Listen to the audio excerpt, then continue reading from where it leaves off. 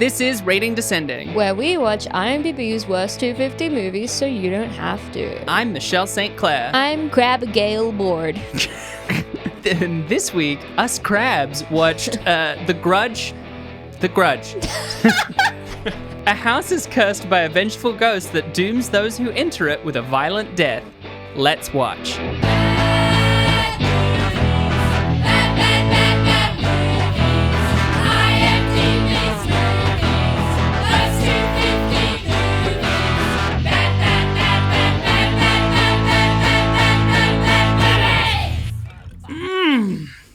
Yum, yum, yum. That's good coffee. Ooh, baby. Ooh, I'm on a peppermint tea myself. Baby. Oh, baby. What's your fucking deal? Well, we did something last week that we don't like to do, which is that we weren't able to release because I've been unwell, which has been a real trend in my life at the moment. Yeah. We have a chronicle of your problems with recurring illness. That's why they call it podcast. Chronic illness. Yeah. I have a mystery illness, and sometimes my body just flares up for no reason, and it feels like my throat has flared up, my eyes have flared up, and my ear has become infected, and my shoulder hurts. Basically, the top left quarter of me, very painful. Fine, yeah. Very sore. As far as I understand, the nature of autoimmune disorders, which is what the current theory is diagnosing them means that you have to have an illness. Yeah. But unfortunately, that's also a thing that lots of people who don't have autoimmune disorders have. Yeah. So it's really hard to sort of pick it out. Exactly, because you need basically a rheumatologist to study you, and rheumatologists are not easy to book appointments with. And you need them. Rheumatologists, man. There's not enough of them, and then they need to ascertain if the series of infections and issues that you've had recently are caused by a disease that basically turns your immunosystem against you, or if it's just a random series of illnesses. Yeah. And the way that they diagnose that, usually just guesswork. So Science isn't done. We haven't reached the end of it. I come to the GP and I mention autoimmune things, I can see them just sit back a little bit and be like, okay. You're a woman talking about autoimmune things. They've been pre-trained to just dismiss you out of hand. Are you sure it's not just PMS? I'm pretty sure you're hysterical. This might be mood. Just lose some weight and run more. I think that'll get rid of it. That is always what it is. No, but that's my excuse. So listeners, I apologize. But additionally from that, because of that, it's been a while since recording. We've both had a couple things happen. It's been a while. I started playing Elden Ring finally. That's huge. Playing as a wretch. I'm already through the first major boss. Really fun. I won't bog this down with going into it, but hey, any fans who are playing Elden Ring, hit me up. I'm really enjoying it. I really like the sense of discovery. Watched everything, everywhere, all at once. Yeah. After watching it, I turned to my darling girlfriend, Brooke. Hi, Brooke! Yeah, there we go. Fucking take your pound of flesh. There's your 30 pieces of silver. Yeah. Fuck you. You also, in the time since our last proper episode, got a cat. Got a little kitty. You got a little baby. Sweet little kitty. Her name is Mavis. We got her from the RSPCA. She was a stray beforehand. She's about 6 years old. So cute. She's a black and white cat. There was this whole thing. I've already told this to a few friends. All right, cut out there. I know the name is just the name that the RSPCA gave her because as a stray, she wouldn't have had a name beforehand. But it means that I don't have to fight with Brooke about what her name is. Her name is Mavis because the day before we went there, she presented me with this list of names. It was maybe 40 names long that was almost exclusively Japanese and Italian food names. I noticed. It was like I don't... bocconcini, sake, miso... linguine. What is it about Japanese and Italian food that makes us want to go, that's a name? Yeah, I don't know. At least it it wasn't either Nala or Luna, because if I meet one more pet either called Nala or Luna, I will lose my fucking mind. I understand. On the one hand, I get the impulse to be like, name your kid something more interesting. Because I also when I meet a baby named John, I'm like, why? Yeah. But also, there's part of me that goes, well, gee, I like that name. What's wrong with it? I want to defend people's rights to just go well, even if there are a lot of cats named Luna, that's a cool name for a cat. I'm going to do it anyway. Strong disagree. Strong disagree. That's fine. Like Get some many of the things we've argued about on this podcast, you can be the villain and I will be correct. It's great. Yeah, I'm happy for that. I just want people to do better, you know? Yeah, I know I'm your you do. disappointed dad telling you to think up a different name. I'm begging you. You're begging me? Yeah. Then beg. And then perish. And in alignment with what we've established, because I'm not stubborn, I refuse to budge on how I feel about this issue. If you're not going to budge, traditionally this is where we would maybe pivot into Spookums in April. However, I want to start talking about the movie first and use Spookums in April maybe as like a Hail Mary halfway through. Okay. Because hey, I gotta tell you, I gotta tell everyone up front who's listening, this is your bail point. I have no idea. This movie's so nothing. It's so bland. Oh my God. We could talk about Mavis for like 40 minutes if you want. I actually don't think people signed up for that. Listeners, vote now. Text us at No, because the promise isn't just that it isn't rate. just that we're watching 250 of increasingly bad movies. It's that we then have to be funny about it for an hour. That is our curse, is turn it into entertainment. What if we just ask our listeners right now for an exemption? Can we not be funny? Can you just give us a break? No, because they've granted us that in the past when we talked about Human Centipede, where we said up front, we're not going to be funny, we're going to be angry about it. Can you grant us a second exemption? Give us a break. No, we can do it. We can do it. Come on, we can pull something out of this. We can pull something out of this. I also want to say, holy hell. We're both so tired. It's like, you're barely well enough to get back on recording. It's just that I'm going to be in Sydney for work for a week. My throat is like worse than it has been the whole week. But I'm here showing up. I've been up until midnight almost every night working, and I'm just so tired. So, like, look, we're in that opening bit, right? We're not even in the key details yet. What's your thoughts of the movie? Come on. What's your thought of The Grudge 2020? Why did we need another Grudge? Because my overall impressions are like, this film is so good at being predictable and doing every trope under the sun. Yep. It was almost painful to watch. Why do we do reboots? Like, I'm angry about it. Why do we keep fucking kickstarting these things? Yeah. We had the original Grudge, and then the Americans decided to remake it in 2004, and then they remade the American remake. I just don't... Let it lie. This is the Spider-Man effect. Stop. Now, to the defense of the original American remake, that was with the original Japanese director, Takashi Shimizu. Overall thoughts, really boring, really slow. But the lead woman, Yeah. I watched Death of Stalin for the first time. Oh, man, I've been wanting to watch that for so long because I it's love so good. Armando Iannucci. And she plays Svetlana, who's Stalin's daughter, and she was such a standout. And I was like, hang on, that's the lead woman from The Grudge. We're talking about Andrea Riseborough. Yeah, and I've never seen her in anything else. So in 1 week, I saw her in 2 films, which really That's shocked so me. weird. And 2 very different films.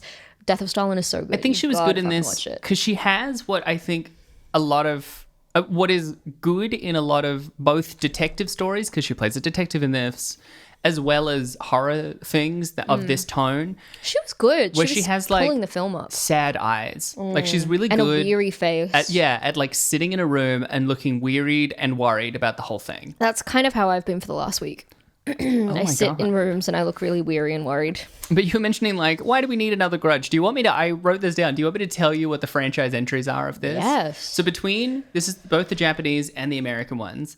There were 2 shorts by Takashi Shimizu, Karasumi and 44444444444. Then in 2000... What? It's the number 4 10 times. What? 4 is like a curse number in Japan. Okay. So the name of it, there's Karasumi, and then there's the other one. The name is 4 10 times. Okay, right. And then in 2000, there was Ju-on, the Curse. And then also in 2000, there was Ju-on, the Curse 2. And then in 2002, there was Ju-on, the Grudge. So that was the 3rd of the Grudge series. Right. And then in 2003, there was Ju-on, the Grudge 2. Then in 2004, he went to America to remake Ju-on, the Grudge as The Grudge. Yeah. Then in 2006, there was The Grudge 2. Then 2009, The Grudge 3, and then back to Japan for, I think The Grudge 3 was the first one that Takashi Shimizu didn't direct as well. 2009, Ju-on Black Ghost. Also in 2009, simultaneous release, Ju-on White Ghost. Oh my God. Then in 2014, there was like a semi-reboot, Ju-on The Beginning of the End, which is really funny to put right in the middle there. Isn't that a Winston Churchill quote? This is not the end. This is not even the beginning of the end, but rather the end of the beginning. 2015, Ju-on The Final Curse. Always hilarious when that's not the last one. Then in 2016, Penultimate curse. there was Sadako versus Kayako, which we've brought up before because Sadako is the Japanese antagonist of The Ring. Yeah. And then in 2020, there was this, The Grudge. Christ, on a bike. Which, if you count both of the shorts as one entry, because that's what Wikipedia does, that's 1, 2, 3, 4, 5, 6, 7, 8, 9, 10, 11, 12, 13, 14 entries. That's ridiculous. Is this like the biggest franchise we've done so far? I'm not sure we've done anything with 14 entries. I think it's one of the longest franchises. Yeah, because we've done like Jason. Like we did like the Friday the 13th franchise, true. but that's still only up to like 11 or 12, right? I think it specifically has 12, either 12 or 14. It's like one away from 13 entries. And like, I watched every Police Academy. I did not watch every Grudge movie. No. I didn't need to. That's too much of an ask. But I kind of dig that he's just this guy. Like, he came up with those original shorts when he was at film school. His teacher was like an also legendary Japanese horror director. Oh my God. And helped him workshop it. And I like that he was like, this is my thing and I'm going to keep doing it over and over and over again. Yeah. And man, to his credit, fucking worked, man. I mean, almost none of them are critically acclaimed, but the people keep watching them. Do you know what the budget of this film was and how much it made? We can just go straight into key details if you Sure. want. Yeah. So to start with the budget, because that was your question, the budget for this one was 10 to 14 million. You know, sometimes they give a range. I never know why that is. 10 to 14 million, and it made 49.5 million. Okay. I think almost all of them are profitable. Fuck. So that is why they keep making it. Yeah, that is why they keep making That's annoying and disappointing. I just don't want it to make money. I want them to suffer the way that we suffer. This came out in 2020. Fuck you.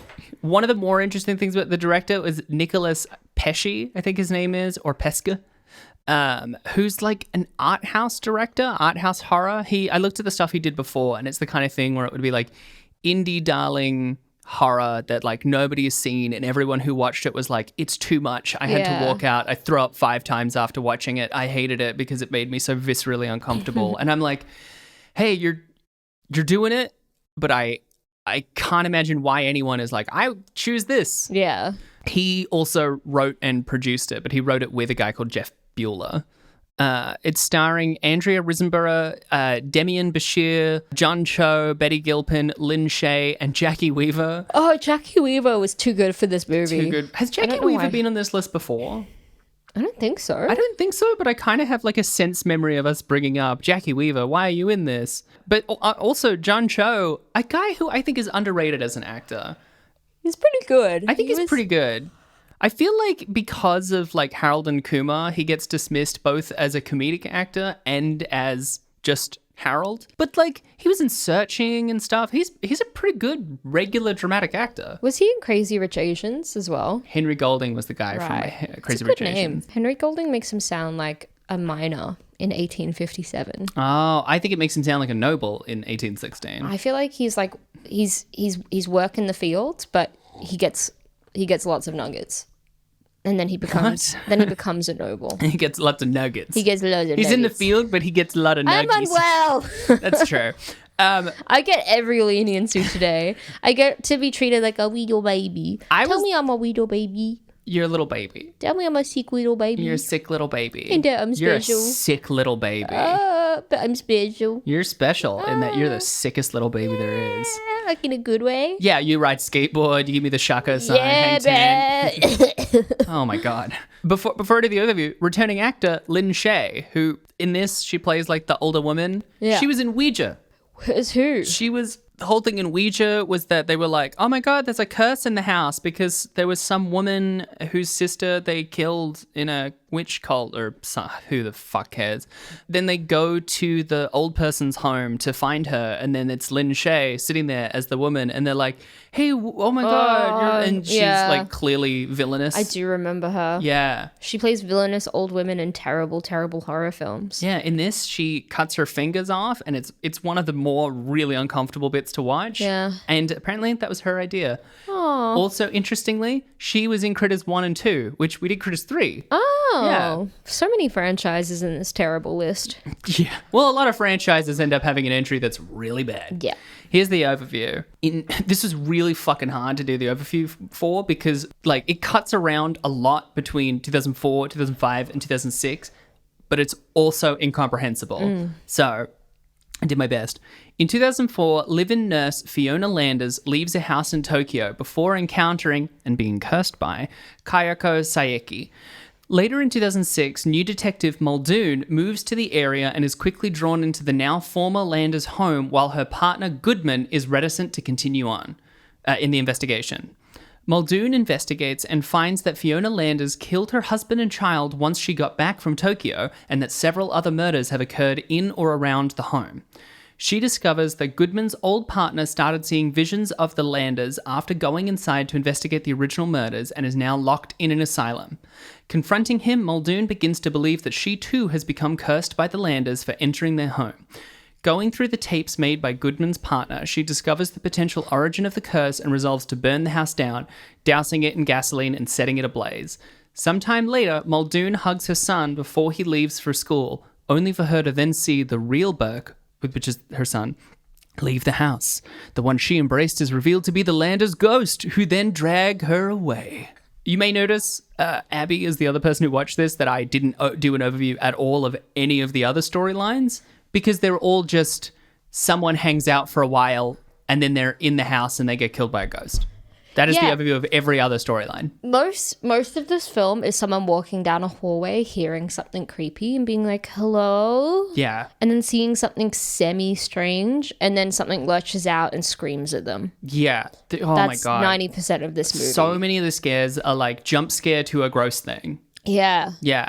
Like the John Cho storyline. The John Cho storyline I liked, even if it was one of the less dramatically interesting ones, because his partner is pregnant, but she has some illness. ALD. ALD. Well, the baby is going to be born with ALD. I think it's because she is ALD, and then the baby will have ALD. No, ALD is pretty crippling. Like, okay. Some babies are just born with ALD. It's like a very rare genetic thing. Oh, okay. Yeah. Yeah, and so then there's this like, oh, will we continue to have the baby or whatever? And then ADL, whatever it's called. Yeah, they're like, oh, we're gonna continue to have the baby. And this is for me one of the few like really funny parts of the movie is that they're like neighbors to the Landers, and he's been trying to like get in touch with them so that he can sell their house because he's a real estate agent, but they haven't been talking for a few days. Because they're all dead. They got violently murdered. And then he comes over and then he's like, oh, he sees out the front what is to the audience very clearly the ghost of the daughter. Because it's the classic ghost thing where she looks all wet and yellow. Yeah. And spooky. And Creepy, he's like, spooky child. Hey, he's really nice. Yeah. He's like, hey, little girl, how you going? Are your parents home? Like, not at all addressing that she looks spooky, which is a good adult thing to do. And then she just doesn't say anything. And it's like, are you okay? Are your parents home? And then her nose starts bleeding and women to go, oh, spooky. Blood. And he's just like, oh my God, are you okay? Here, let me take you inside and clean you up. I'm like, that's good, responsible adulting. He's responding to this correctly because nosebleeds, that's just a kid thing. Yeah. That's not spooky. Yeah, it's not spooky It's just at all. a normal thing that happens to children. It's a child that's afraid to talk to me that's having a nosebleed. Were you ever a nosebleed kid? Never. Never? Nah. Too strong. Oh my God. Have you ever had a nosebleed? No.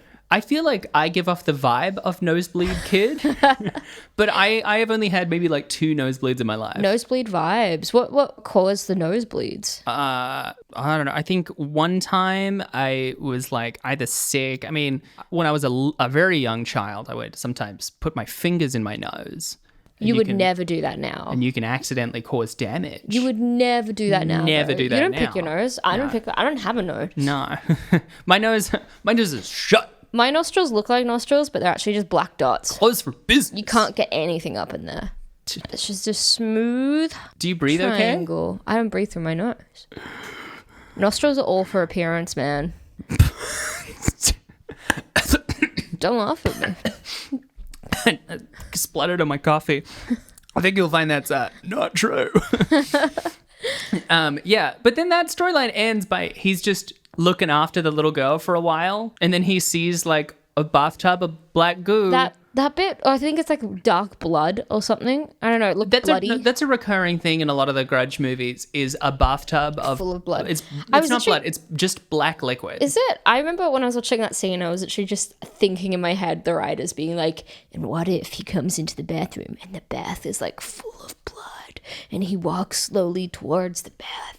And he peers down into it, and she grabs him, and they're like, "That's great, that's beautiful, that's so original. Let's do it. It's really gonna spook him." Man, you fucking nailed it. Lovely. It's just that scene really annoyed me. It really bugged me. There's also like one of the John Cho bits, which I mean, I don't know why I'm hyperfixating on John Cho's storyline. I just thought he was charismatic in it.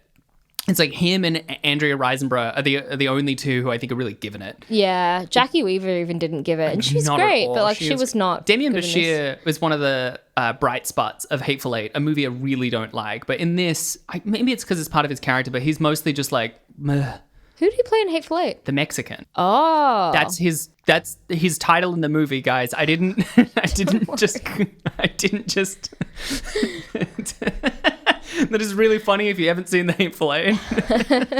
But yeah, there's the poster is a head in a shower, and then there's like dirty fingers coming out of the back of the head, which is kind of like uncomfortable to the point where I'm like, man, I got to post this image on the Twitter. And I'm like, oh, that's kind of a spooky image. And then in the movie, it's so much less spooky. And that's because he's in the shower, you see the fingers and you're like, oh, and then it does like an editing thing of going whoop, fast motion. And he's like, huh, what, huh? And then there's like nothing there. And he's like, huh, I guess I'll continue showering. I'm like, my God. Come on, man. The whole film is a person waiting and reacting and waiting and reacting. And we barely see any of the action. We barely actually, I didn't find this film that gory. Like there weren't that many moments of violence. Except the fingers. The fingers was gross, but it was very brief. Also, like a series of little children ghosts and like visions isn't scary. Like, as a viewer, I want there to be a physical threat, and I never believed at any point that any of these visions were necessarily physical threats. But you know what would be so much creepier if the whole film was about this guy looking for a serial killer after a woman, and in the final shot he sees her and he just looks at her. That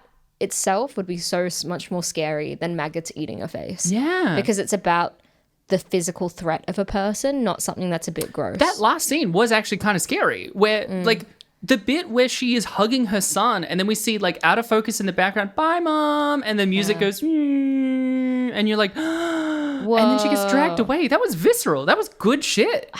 I did close my laptop once again, being like, when I finished it. Well, hey, look, mid description booster before we get back to it. Let's go into fucking Spookums in April. All right, let's do it. April. All right, hey, it's time for Spookums in April. Wow. Yeah. Yeah, Spookums in April. Yeah.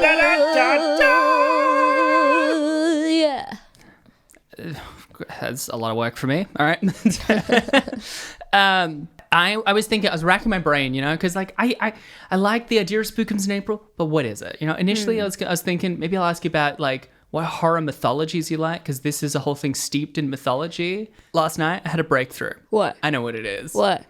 Who do you think is the most smoochable spookum? Smoochable spookum? Yeah.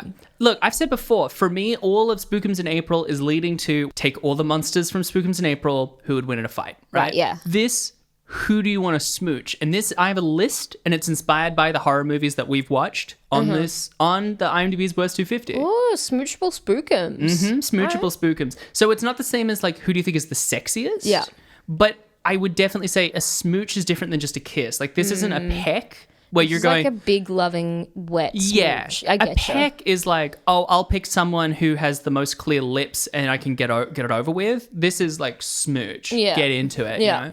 So out of Kayako Saeki, the villain of this and the original, Bye Bye Man himself, Samara Morgan from The Ring, Spooky Cape, back from VHS Viral, Jason Voorhees, or Cyborg Jason, two different, the Predalien from Alien vs. Predator 2, and Paranormal Activity ghosts. When you say the spooky cape Yeah. from VHS Viral, do you mean the cape itself, not the magician? I do not mean the magician. Yeah. Because I think we would all agree He's a least neckbeard. smoochable. Yeah. His ratty little goatee. No, He seems like an incel. I mean the cape and the Scooby-Doo monster that lives inside of it, as was revealed at the very last shot of Spooky Cape. Who do you think is the most smoochable? We can do it like let's start eliminating people. Who do you think is least smoochable, and we'll work our way up. That'll be easier. I think like the Paranormal Activity ghosts, we never saw them. I don't know. I can't imagine smooching How them. can you get into a physical embrace when there's no physical to embrace? Exactly. You know, spooky and invisible. Yeah. Okay, so they're gone. They're out. I reckon. Look, I like the Predalien. I think it's neat. You know, I think it would be good at a wet kiss. Be very moist. It'd Yeah. be very good at a wet kiss. Yeah. I think its problem is that I'd be too, like, I want to go in with a little bit of tongue, and I think its tongue would threaten to both, like, eat my tongue and impregnate me with future generations of Predalien. Yeah. If you have a breeder kink, that might be great. So hot. Yeah, so hot. The woman from The Grudge, what's her name? Samara Morgan, or Sadako, I can't remember her last name in the original Japanese. So Samara, she's a bit of a baddie. You know what I mean? Like she's got like long, very wet hair, but she's got like nice pale skin and she's got a very physical form. Like if we're going in for a smooch, there's something really tangible about smooching her. She, like Kayako Sayeki, which I realize in this moment, we should probably change to Fiona Landers, you know? If we're comparing Samara Morgan and Fiona Landers, both of them are spooky ghosts with long black hair and a white outfit, you know? Yeah. So they're sort of similar there, but I'm with you in that Samara seems more smoochable. She's also very wet. Yeah, exactly. At all they're times. all going to be wet, and I don't mind a bit of wetness, but like I wouldn't be surprised if there's like hentai of Samara Morgan like on the internet. I wouldn't be surprised if someone's like done a weird anime drawing of her being like, ooh, because you can sexualize her. She's still a chick, man. That's when I said, this is why I didn't want to go with sexy and smoochable. I didn't necessarily. Is smoochable not meant to be sexy? No, like it can You're be talking hot, about it can be breeder hot. kinks. I didn't right, with yeah, that's the true. All Predalien. right. No, yeah, you're right. And you're right. I'm wrong for making it sexual. No, you're right. You're right. You're right. I'm sorry. Yeah, Samara Morgan's pretty hot. Yeah. We should go check out her hentai. She's a baddie, all right? Bonus episode hentai of Samara before. And the truth is, Shorty got a fatty, all right? She's my little girl. What? Cut that. What is this lyric? What? He's my little boy. She's my little toy. It's a song. Yeah, I don't know Shorty what the got a lyric is. fatty. What is the fatty? Is it? It's the ass. It's a blunt, isn't it? Oh, okay. No, it's probably It's a a weed no cigarette, idea. isn't it? She got a fatty. Cut Jesus. it. Cut it out. Christ. So maybe her. Yeah, we're white. But wait, can you remind me of the other options? So we've already eliminated Kayako Sayeki, Predalien, and Paranormal Activity Ghosts. So what's left is Bye Bye Man, Samara Morgan, Spooky Cape, Demon, Jason Voorhees, and Cyborg Jason from Jason X. I think Jason Voorhees, hell no. Hell no. No, he's just not. It's not a vibe. I don't want to Also smooch wet. him. A lot He of them are vomits a wet. lot of water. As we established. As we remember. Cyborg Jason as well. That's a really cold smooch. Like there's no warmth there. I don't know if he's been programmed how to love. Yeah, So exactly. I don't think it would be tender. It'd be like a one-way smooch. I don't Yeah. think he'd smooch back. Also, That's something to consider. Where's this? Jason- What's the smooch back factor? You know. Well, that's what we're Can trying we to figure out chance in a this smooch back? moment. I think Samara and I would probably. I'd get it. I think we'd like a smooch. I reckon I'm in with Samara. To be honest, I think, yeah, because she's seen what I can offer. It's the guns. I think you're right. Cyborg Jason can't take off his mask, unlike regular Jason. Yeah. but then Jason would just vomit I water. don't want to. I don't want to be rejected, to be honest. And I don't think that Jason would return my advances. I think through that's why as well. I don't want to do Spooky Cape. It's Yeah. probably not going to be good at the smooch back factor. Yeah, exactly. You're going with Samara Morgan. Yeah. Look, I'm with you. I want to do it. My sweet gay heart is begging me at least do one of the female ones because it's definitely more in my wheelhouse. But at the same time, I reckon if I smooched the Bye Bye Man, I just wouldn't be able to get him out of my head. Hey, oh, I didn't rewrite that. Was the Bye Bye Man played by Brad Doug Jones. Doug Jones. Yeah. Yeah. Yeah. And he's hot. He's got a lanky physique. He's got a big mouth. He's got a big scary, mouth. gaunt eyes with bags. His beady hot. eyes. You know when you're It's hot, kissing man. someone and then you open your eyes and they're just staring right at you? Yeah. I reckon Bye Bye Man would do that pretty intensely. Yeah, he'd definitely smooch back. I reckon I reckon you're in. Yeah. Yeah. I think I'm in. I also don't think there's much competition, whereas Samara Morgan, please. Yeah, there's definitely a bunch of weebs on the internet who you're fighting to get that smooch in. 100%, but she's mine, all mine. Yeah, Bye Bye Man. Nobody watched that movie. Hell yeah, I'm in. This has been a really good question. I think. Thank you. I think I've reflected a lot on what I want and what I need, and I'm not afraid to demand what I want as well. I want a smooch back. Yeah. Okay. I want a smooch bag. And I'm not That's what afraid to makes them say it. smoochable. Okay. I don't want a one-way smooch. I think if anything we've learnt, we want the smooch back, and a lot of villains are wet. Yeah. A lot There's of them a are very wet. goopy factor I to think it's because to like when something's very wet, monsters. it's rotten. So like Right. it's like that, like a monkey brain. Oh, it very wet, it bad. I do go rotten in the shower, and you're just like soaping yourself up and you're like, I smell weird. And then bits of flesh just come straight off and peel away. There's not that many things that are wet all of the time, and it's great. Like swamps are wet all the time, filled with dangerous poison. Would you That's describe bad. a lot of monsters as boggy? I would definitely I would say boggy is more apt Yeah. for Samara Morgan than just wet. Yeah. She's boggy. She's of the yeah. swamp. I think Kayako is less wet, like Fiona as well, Fiona Landers. She is less boggy, but she's certainly a little moist. Yeah. She certainly seems a bit gooey Yeah. in a lot of ways, but she is less of the swamp. She looks like she's just stepped out of the shower Yeah. instead. She was, that's what she was doing. She was in the shower. She's in the bath. God damn it. It was right fucking there. She just got out of the bath. Okay. All right. Let's get back into talking about this fucking movie then. The non-linear storytelling of it was inscrutable. I'll be honest. I had to watch this second time. Thought it was better the second time. You had to watch it twice? Well, A lot of time elapsed. a lot of time elapsed. Yeah. I watched it and then we couldn't record, so I watched it again because I was like, I remember nothing about this movie because Yeah. it was incomprehensible. It was like 5 minutes in, I was like, oh, I think not watching the original Grudge is handicapping my understanding of what the fuck is going on. So I then had to look up the 2004 Grudge Yeah. plot just so I could understand this one, but it still didn't make any more sense. I did the Michelle thing and I did a lot of research into the series and the lore of the series and how it Yeah. works and stuff. I mean, because that's why I was like, maybe it should be about mythology, because the mythology of this is crazy, but also Really? not that complicated because it's primarily this is what's because they even say it at the beginning of this movie. If someone dies very violently, which seems vague enough that there should be so many of these ghosts. Yeah, 100%. So many everywhere. people die very violently. They turn into a Juan, which is a kind of spooky ghost. Every time I looked it up, it was primarily leading me back to the original, so I don't know if it's a term he came up with. They turn into a spooky ghost called a Juan, which is what Kayako is. In the original, it's that her husband thinks that she's cheating on him. So then he, being a very bad, abusive husband, kills her and their child. But she dies angry and violent. Yeah. In a violent way. Yeah. Okay. And so then she gets him, and now she haunts the house. And so the idea is, this is where it gets vague. It's vague enough that it's good for one movie, but it's hard to spin into a franchise, which I think is the thing with a lot of horror movie mythologies. They make the mistake of in the first one, they're like, ooh, it's this spooky thing. And then they have another one, and they're like, well, we have to explain more about it. Yeah. And that's a problem because it actually doesn't make sense.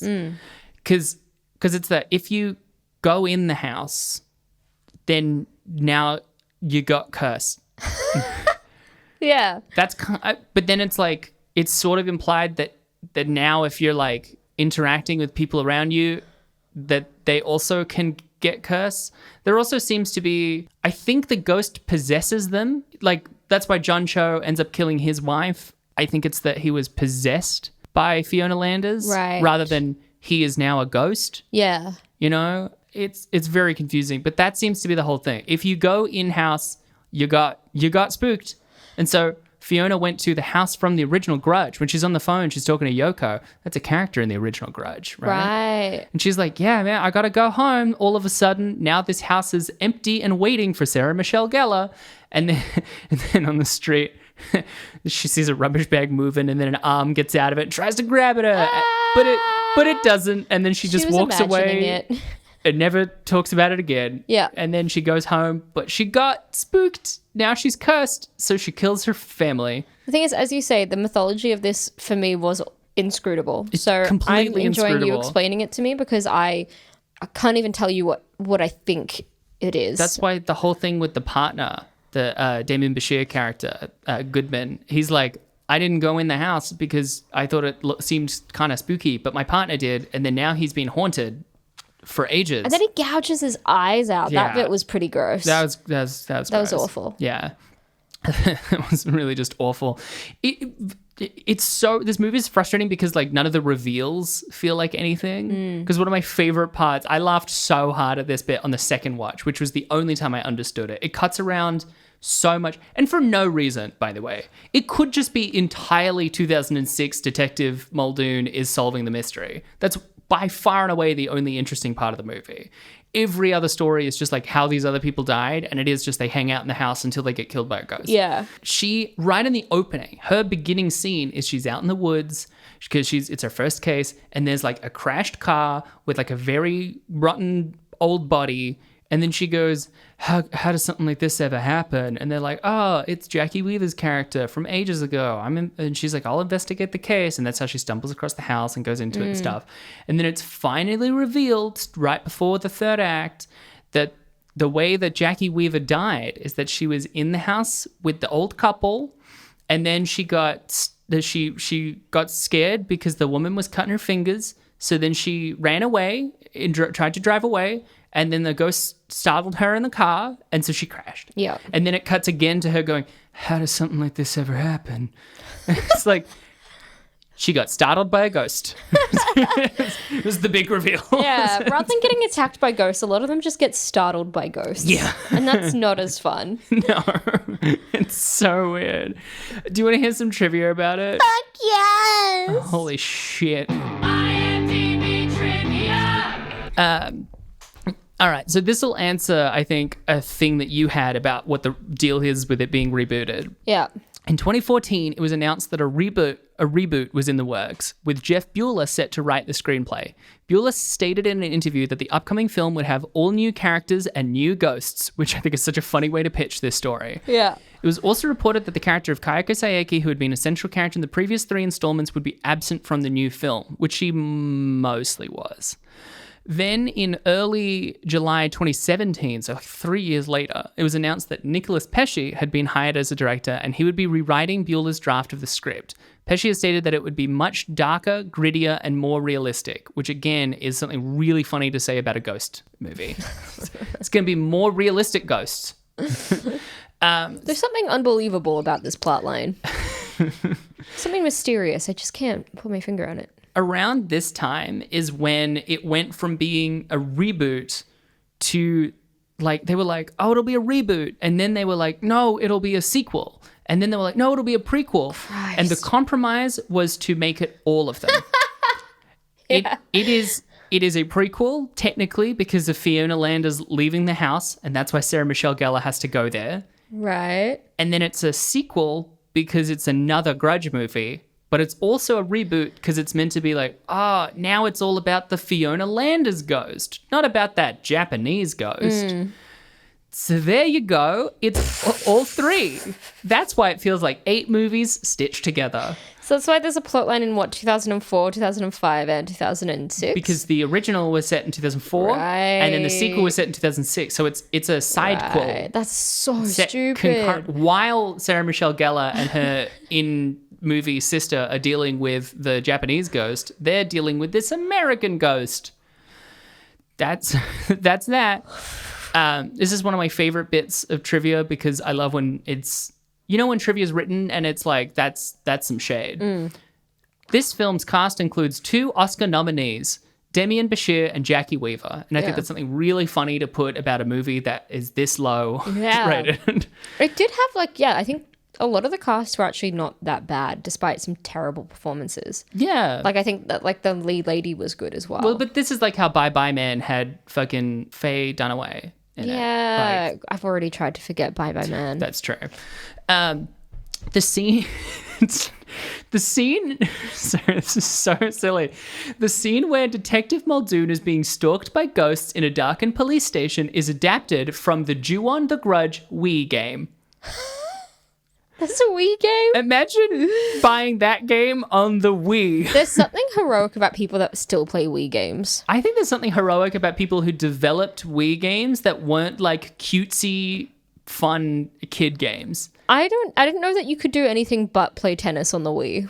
Oh, no, yeah, it was a full... they had some other... Like, there was even... I think there was a Resident Evil on it, or there was... Maybe I'm thinking House of the Dead was on it. God damn. There's, like, a whole bunch of, like, no, it's a serious platform for serious gamers. No, and it's every time not. they tried, it was like, no, it's silly Nintendo fun. Yeah. No one bought the Ju-on the Grudge Wii game. Remember how Wii was like state-of-the-art technology? It's really like you're playing tennis in your living room. Notably, it was incredibly not state-of-the-art technology compared to the other... consoles of that generation, except for the motion controller. But the motion controller was the best bit. That was the whole shtick. That's why people wanted it. That was Nintendo going, our whole thing is family. Sony is literally killing us. Yeah. And we are going to die. What we should do is pivot to be something slightly different rather than an alternative. Yeah. And so then they made the great move because people would buy a PS3 and a Wii. Yeah. Clever. Yeah, it That's was good. clever. People still do that. They buy a PS5 and a Switch. Not either. Yeah. You know? Yeah. That's good shit. Clever, clever, clever. And then I'll end it on our constant favorite, not screened in advance for critics. We've encountered that piece of trivia quite a few times in the course of this podcast. Do you want to hear some reviews? Oh, fuck yeah.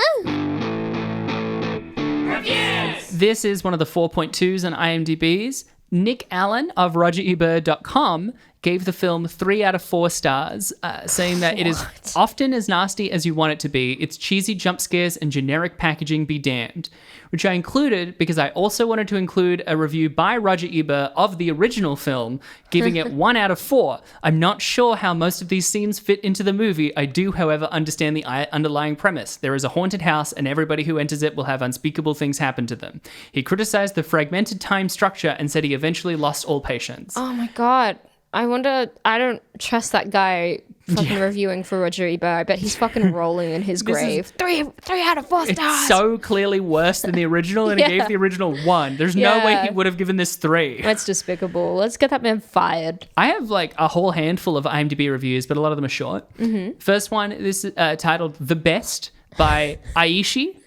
Best horror, best story, best cast, best everything. I like this movie. 10 out of 10. I love it. That was the best review. No, this one is Best Grudge by TD Harris-26625. Really has a ring to it.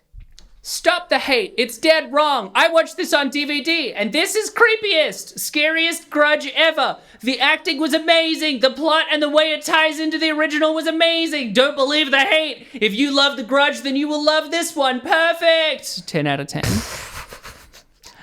This one's titled Best of Ever by Aishi. Again. These people love using the word best. It's getting thrown around left, right, center. Well, like I said, this one's also by Aishi. Oh, Aishi's going nuts. Best movie, Ju-on the Grudge. Thank you. Sorry for this reboot. 10 out of 10. We accept the apology. This one's titled Loved It by Shamik Heder.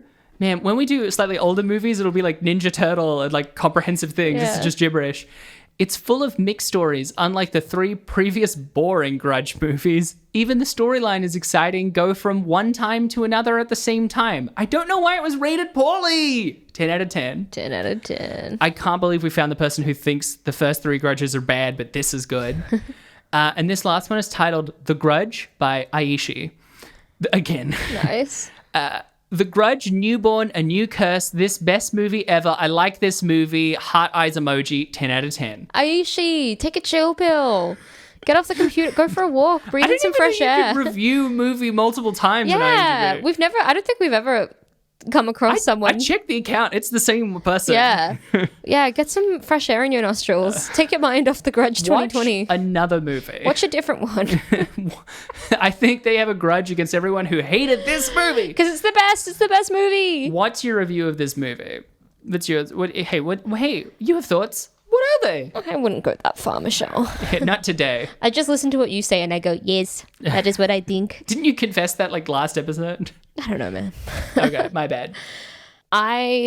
This was a hard week, Michelle. What with ailing health and I gotcha. I gotcha. what with ailing health and You got this. Come on, we're so close to the finish line. You can do this. I don't have a You can make it all the way. You don't even have to. You don't even have to. This has been a hard week with ailing health is full and complete thought. Thank you. It's been a tough week with ailing health. Hey, baby, shh. Hey, baby, shh. You got this. Come on. And this film was so frustratingly predictable and boring. Yeah. Like there was no fun. There was almost nothing to predict. Yeah. Apart from the twist that the way that Jackie Weaver died was she got startled in her car. Spooked by a ghost. Didn't even have to be. She could get startled by anyone. This film annoyed me and pushed me to my limits. I'm giving this film a 0.5 out of 10. Whoa! Fuck this movie. I can tell you're in a bad mood because we have rated way worse movies higher than that. Because there was no joy, no fun. That's true. Took itself far too seriously. It wasted my fucking time. It was so shocking to me while watching this to realize that we were so panicked about Bye Bye Man and VHS Viral, and those are so fun in comparison to this. Exactly. Exactly. Completely I'm all about joyless. joy and fun. It's 0.5. Films don't have to have joy, right? Like Hereditary is a movie I would rate 9 out of 10. It is joyless, and I will never watch it again. It is too much for me. But it's a great movie. This is just, It's all right. what if there's no actual quality behind it? Yeah. It's terrible. I didn't like this at all. First time watching it, I found it completely incomprehensible. It just felt like it belied all sense whatsoever. Second time watching it, I kind of got what it was going for a little better, and I'm not going to lie, it improved my rating. Still very low, but I kind of got what the guy, what's his name, Nicolas Pesci, what he was going for. Yeah, I get what he was trying to do. I don't think he achieved it. I think it's very bad. I think every part of it, front to back, was a bad choice, except the very end scene. That was a genuinely spooky scene. I think for that scene, it's going to bump it up from a 2 to a 2.3. Whoa. Still very low. It's still a movie, so I don't want to go below 2. It's Fair still very enough. clearly a movie. It's just a movie that doesn't mean anything or make any sense. It doesn't mean anything. It's haunted. So what? Make a statement on the American dream, huh? We're haunted by the land around us and previous generations. Hey, that's kind of neat. You Look can't at that. really Came make a up with that statement on the American fucking dream spot. anymore. Dennis Leary covered it all in his song Asshole. So I think we're done. You can't make a thing about the American dream anymore. Dimension 20 did that in their Unsleeping City season, which everyone should go watch. That is an actual play D&D thing. That is a genuine work of art. I think it's so good and moving. Oh. Yeah, this movie's terrible. That was our rating. But hey, if you want to hear us go through this shit show next week, you can follow us on social media. You can find us on Twitter at RateDescendPod, on TikTok at RatingDescending, or you can email us at ratingdescending@gmail.com. Or you can find us on our personal accounts. I'm on Instagram under Abigail J. Ward. Or you can find me on both Instagram and Twitter at Michelle.St. Clair. I will also say I am on those platforms a lot. I've taken a break from posting because it can be very hard and vulnerable, especially the way Twitter is right now as a trans woman, to post a bunch. And I feel better. So I'm glad. Oh, good. You know what? Hey, everyone, participate in social media the amount that you want, not the amount that you feel obligated to. It's very relieving. Speaking of obligations, please also drop us a review on either Apple Podcasts, Spotify, wherever you get your podcasts. Would really appreciate it. It is an obligation. It is. You're contractually obliged to drop us a review. Well, that was The Grudge. What are we watching next week? Well, Michelle, next week we are watching The Gallows, another film to join our Spookums in April streak. And hey, look, then we'll have a little break. We'll go back to the horror movies, but maybe this should be the conclusion. Yes. Spookums in April. My God, drawing to an emotional close. I mean, technically it's now Spookums in Maypril, but Spookums in April works. Spookums in Maypril. Maypril Spookums.